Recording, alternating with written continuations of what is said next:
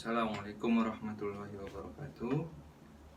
Selanjutnya kita kembali membahas tentang menghafal Al-Quran dan otak kanan, yaitu buku dari Tanjil Khairul Akbar sama Ardi Gunawan. Di pertemuan sebelumnya kita membahas tentang luruskan niat yang tulus. Terus ini selanjutnya saya baca tentang prasangka adalah cermin. Cermin yang menggambarkan diri kita, sosok kita mau seperti apa. Apakah kita masih ingat hadis qudsi di mana Allah mengatakan, aku sebagaimana prasangka hambaku, ya, itu adalah cermin diri kita. Ketika kita berprasangka baik, maka kebaikan akan muncul. Hal sebaliknya juga berlaku. Ketika kita berprasangka buruk, maka keburukannya akan muncul. Maka pentingnya kita berprasangka yang baik, jangan berprasangka yang buruk. Cerminnya adalah prasangka. Di sini kita perlu lebih dalam memahami pentingnya sebuah prasangka dan mindset, sebagaimana yang telah dijelaskan di awal buku ini. Saat mindset kita benar, maka akan timbul action.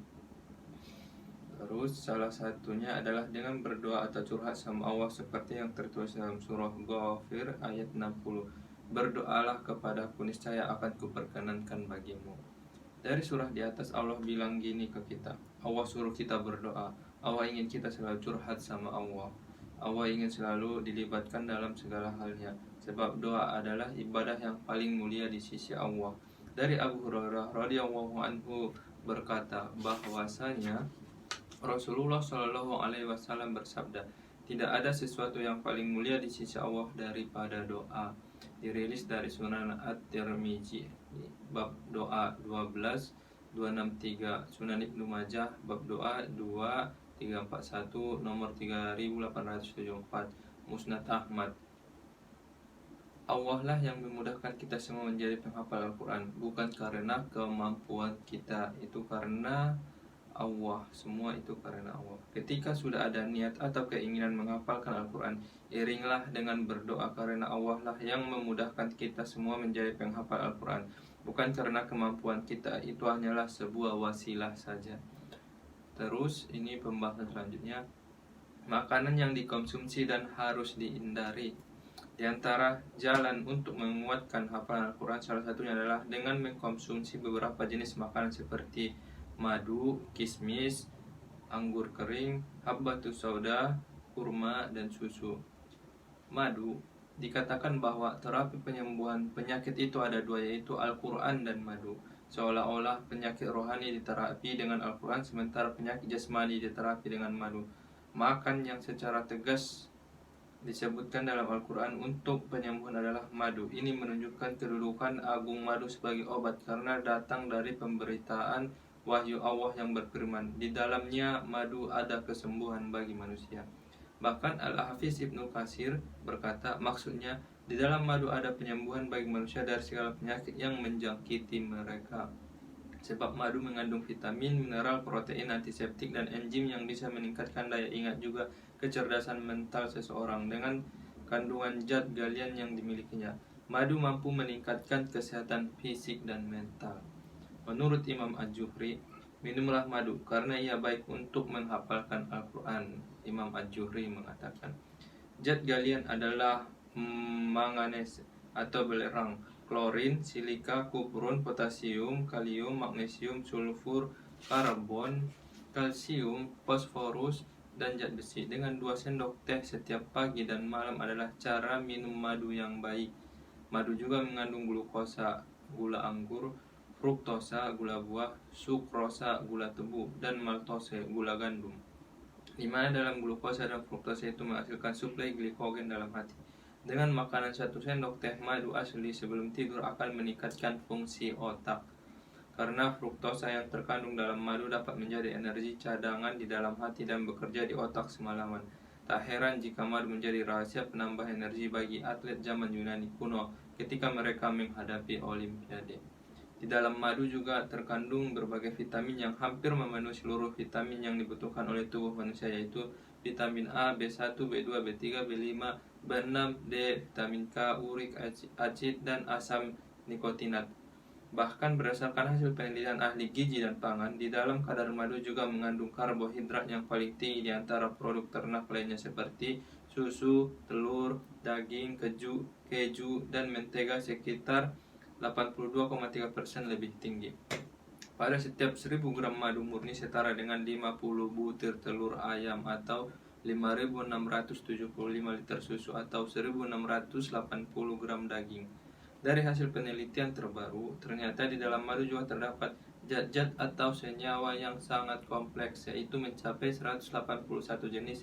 Di dalam madu juga terdapat kandungan mineral garam seperti besi, sulfur, magnesium, kalsium, kalium, sodium, klorin, tembaga, krom, nikel, lead, silika, mangan, aluminium, aurum, litium, tin, zinc, dan titanium. Sungguh menakjubkan karena semua mineral tersebut merupakan komposisi tanah yang darinya manusia diciptakan oleh Allah. Di dalam madu juga terkandung bermacam-macam enzim dan asam yang sangat penting untuk kehidupan dan aktivitas tubuh manusia. Misalnya enzim amilase, enzim katalase, enzim fosfolirase, dan beberapa enzim lainnya. Ada pula bermacam-macam asam yang terkandung dalam madu, yaitu formic acid, lactic acid, atric acid, tetrasic acid, oxalic acid, asam fosfat, dan asam glukomat. Dalam madu juga terkandung hormon-hormon kuat yang berfungsi menggiatkan dan memacu kerja organ-organ tubuh. Di dalam madu juga terkandung antibiotik yang melindungi tubuh manusia dari seluruh penyakit dan membunuh berbagai bakteri dan mikroba. Telah diketahui pula bahwa di dalam madu terdapat deuterium atau hidrogen berat yang berfungsi sebagai anti kanker. Nabi Muhammad SAW bersabda, "Jika ada sesuatu dari obat kalian atau ada sesuatu dari obat kalian yang bisa menyembuhkan, maka ia adalah pada bekam, minum madu atau mengecos dengan besi panas pada luka. Tetapi saya tidak suka pengobatan dengan besi panas ini." Madu juga mendukung keseimbangan asam basa dalam tubuh yang kaya garam anorganik. Garam anorganik dalam tubuh manusia dapat dikombinasikan dengan bahan-bahan asam, sehingga memberikan kontribusi untuk menjaga keseimbangan asam basa yang membuat tubuh dalam menghilangkan kelelahan. Tadi kita membahas madu dari buku ini. Selanjutnya ada kismis. Kismis adalah anggur yang telah dikeringkan dan rasanya manis seperti kandungan zat gula yang melimpah di dalamnya. Nama lain kismis adalah zabib, grapeseed atau raisin, dan vitis vinifera. Imam Al-Juhri berkata, barang siapa yang suka menghafalkan hadis, hendaklah makan kismis. Imam Al-Hakim menjelaskan karena kismis Hijaz itu panas, manis, lembut, dan agak kering, dan dapat menghilangkan lendir. Dalam riwayat Abu Ja'far At-Tusi disebutkan bahwa kismis dapat menghilangkan lendir dan menyehatkan jiwa. Hal itu karena dalam kismis terdiri dari gula, di mana separuh daripadanya adalah fruktosa dan separuh lagi adalah glukosa. Kismis sangat tinggi kandungan antioksidannya sebanding dengan buah prun dan aprikot. Di dalam kismis terdapat sekitar 54% zat gula dengan berat 90 gram dari sekitar 165 gram berat kismis. Fruktosa dan glukosa berguna untuk meningkatkan, menajamkan, dan menguatkan daya ingatan. Penjelasannya, otak manusia memerlukan zat gula secara cepat dengan kadar yang banyak agar bisa bekerja dengan baik, dan kismis dapat menyediakan keperluan itu dalam jumlah yang banyak dan cepat. Hal ini disebabkan otak yang kekurangan oksigen akan menyebabkan rasa kantuk, lemah ingatan, dan mudah lupa. Kismis mengandung zat besi yang diperlukan untuk mengatur peredaran darah dan menyediakan pasokan oksigen yang akhirnya akan dikirim ke otak manusia. Hal ini didukung oleh pernyataan Prof. Hembing Wijaya Kusuma. Jika suplai darah dan oksigen ke otak lancar, maka daya ingat bisa menjadi lebih baik. Terus makanan selanjutnya habbatus sauda. Nama lain habbatus sauda adalah jinten hitam, fennel flower, habat el baraka, nigella, black cumin, dan black caraway. Tahukah Anda, habbatus sauda mampu meningkatkan daya ingat, konsentrasi, dan kewaspadaan dengan kandungan asam linolenat atau omega 6. dan asam linolemat omega 3. Habbatus sauda merupakan nutrisi bagi sel otak untuk meningkatkan daya ingat dan kecerdasan. Habbatus sauda juga membantu memperbaiki peredaran darah mikro ke otak dan cocok diberikan kepada anak usia masa pertumbuhan maupun lansia. Rasulullah Shallallahu Alaihi Wasallam bersabda, dalam habbatus sauda adalah penyembuh untuk segala penyakit kecuali kematian. Selanjutnya, kurma. Orang-orang Yahudi dikenal sebagai orang yang cerdas, dan dalam Al-Quran diberitahukan bahwa Allah telah melebihkan mereka dengan kecerdasan ini di atas makhluk lain di bumi ini, terlepas dari kesesatan mereka dan kelicikan mereka. Bahkan mereka adalah manusia yang paling bertanggung jawab atas kekacauan umat manusia di bumi. Seorang peneliti bernama Dr. Stephen Carr Leon sudah melakukan penelitian selama 8 tahun untuk meneliti perilaku dan kecerdasan kaum Yahudi. Dari hasil penelitian itu disebutkan bahwa kaum wanita Yahudi banyak mengkonsumsi kurma dan susu, terutama di masa hamil dan masa menyusui. Namun liciknya mereka menutup-nutupi hal ini dan merekomendasikan manusia dengan makanan-makanan lain produksi mereka yang banyak tersebar di dunia. Sebenarnya di dalam Islam Allah telah memberitahukan kepada hambanya, yaitu pada saat Allah menjelaskan tentang Maryam, si perawan suci yang disuruh Allah menggoyangkan pohon kurma agar berguguran rutobnya kurma basah pasca melahirkan Isa alaihissalam. Sungguh telah sahih bahwa Rasulullah dan para sahabatnya makan kurma. Selanjutnya, susu.